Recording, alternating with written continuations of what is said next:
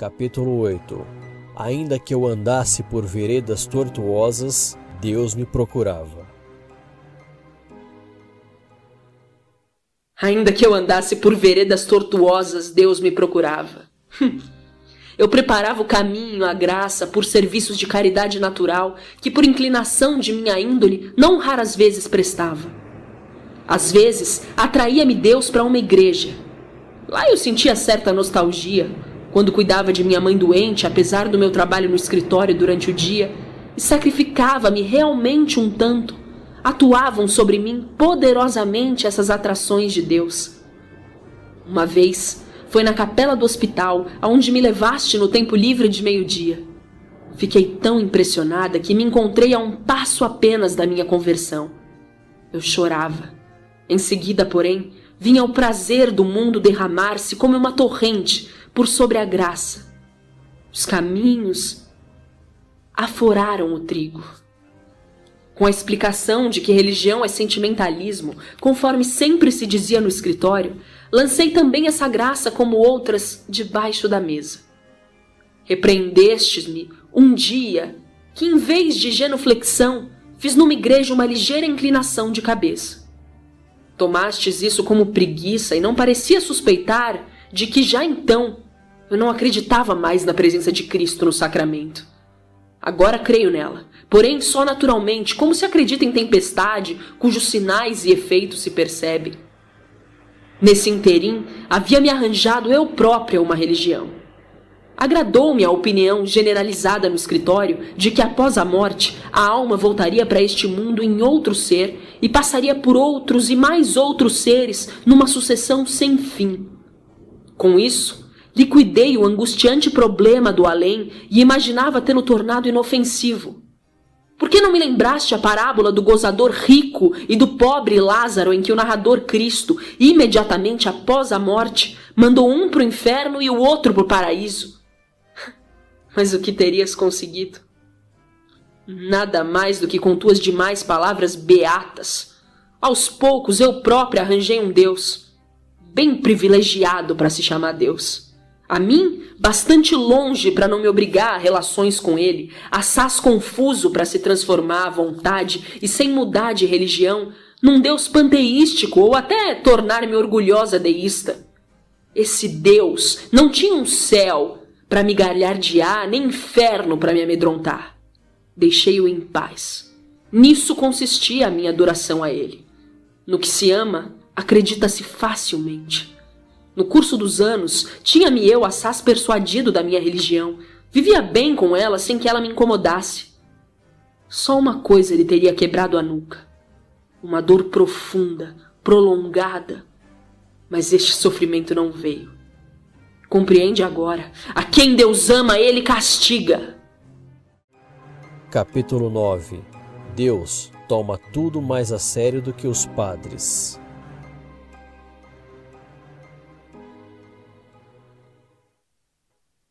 Era um dia de estio em julho, quando a Associação das Moças organizava uma excursão para A. Gostava eu, sim, das excursões, mas não das beatarias anexas. Outra imagem, diferente da de Nossa Senhora das Graças de A, estava, desde pouco, no altar do meu coração. O granfino Maxene do armazém ao lado. Pouco antes conversávamos divertidamente algumas vezes. Convidara-me nessa ocasião para fazermos uma excursão naquele mesmo domingo. A outra com que costumava andar estava no hospital. Reparara, assim, que eu tinha deitado um olhar sobre ele. Mas eu não pensava ainda em casar-me com ele. Era afortunado, porém amável demais para com muitas e quaisquer mocinhas. Até então, eu queria um homem que me pertencesse exclusivamente como única mulher. Certa distância sempre me era própria.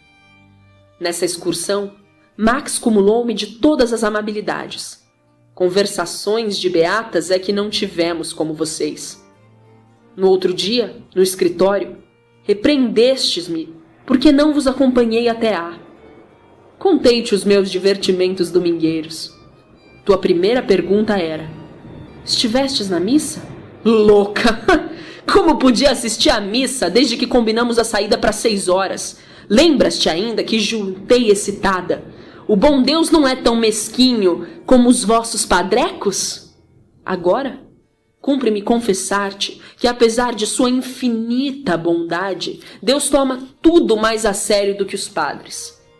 Após esse primeiro passeio com Max, assisti mais uma só vez à vossa reunião na solenidade de Natal. Certas coisas me atraíam, mas interiormente já estava apartada de vocês. Cinemas, bailes, excursões seguiam-se.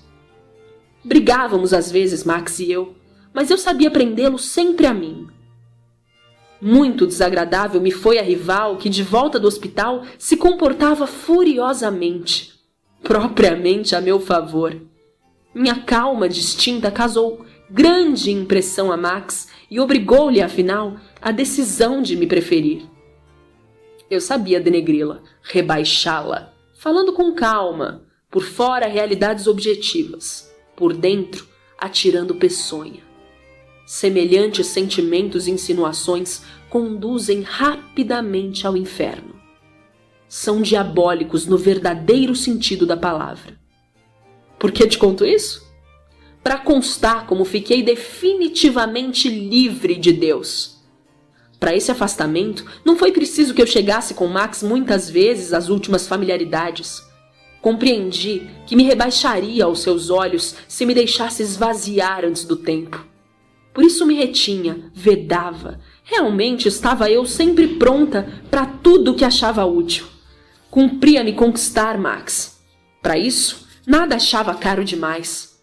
Amamo-nos aos poucos, pois que ambos possuíamos valiosas qualidades que podíamos apreciar mutuamente. Fui talentosa e tornei-me hábil e conservadora. Cheguei assim a prender Max nas mãos, segura de que o possuía sozinha, pelo menos nos últimos meses antes do casamento. Em coisa alguma pode isso realizar-se tão plenamente como entre pessoas de diferente sexo. Se o amor se afoga na matéria, isso torna-se seu encanto e seu veneno. A adoração que eu me prestava em Max tornou-se-me uma religião.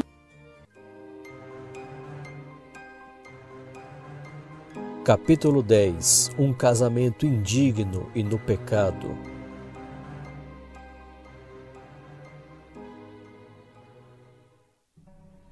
Era no tempo quando no escritório, tão virulentamente eu caía em cima das corridas à igreja, dos padrecos, do murmurejar de rosário e das demais bugigangas. Emprenhaste-te mais ou menos inteligentemente em proteger tudo isso. Aparentemente, sem suspeitares de que, para mim, em última análise, não se tratava dessas coisas, mas propriamente de ponto de apoio contra a minha consciência que eu estava procurando. Dele eu precisava ainda, para justificar racionalmente a minha apostasia. No fundo, eu vivia revoltada contra Deus. Tu não percebias isso. Sempre me consideravas ainda católica. Como tal, queria eu também ser chamada, até mesmo pagava a contribuição para a igreja. Certa ressalva não me podia fazer mal, pensava eu. Por mais certas que às vezes fossem tuas respostas, de mim ressaltavam porque tu não devias ter razão. Em face dessas nossas relações entrecortadas, a dor da nossa separação era pequena quando meu casamento nos distanciou. Antes do meu casamento, confessei-me e comunguei mais essa vez. Era uma formalidade. Meu homem pensava como eu. De resto, por que não haveríamos de satisfazê-la? Cumprimos-la como qualquer outra formalidade. Vós o chamais indigno. Após aquela indigna comunhão, eu tinha mais sossego de consciência. Essa era a última. Nossa vida matrimonial decorria, em geral, em boa harmonia. Em quase todos os pontos tínhamos a mesma opinião. Também nisso. Não nos queríamos impor o encargo de filhos. No fundo, meu marido desejava ter um, naturalmente não mais. Eu soube arrancar-lhe finalmente essa ideia. Eu gostava mais de vestidos e mobílias finas, de tertúlias de chá, de passeios de automóvel e de semelhantes divertimentos. Era um ano de prazeres terrenos entre o casamento e minha repentina morte.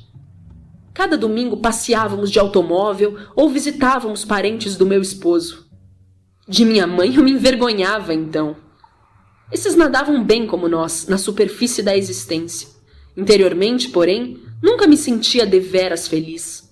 Algo roía-me sempre na alma. Eu desejava que pela morte, a qual sem dúvida havia de demorar muito tempo ainda, tudo acabasse. Mas é como em criança eu ouvir uma vez falar. Ouvi falar num sermão que Deus recompensa já neste mundo o bem que alguém pratica. Se não pode recompensá-lo no outro mundo, o fará na terra. Sem o esperar, recebi uma herança da tia Lotte. Meu marido teve a sorte de ver o seu salário consideravelmente aumentado.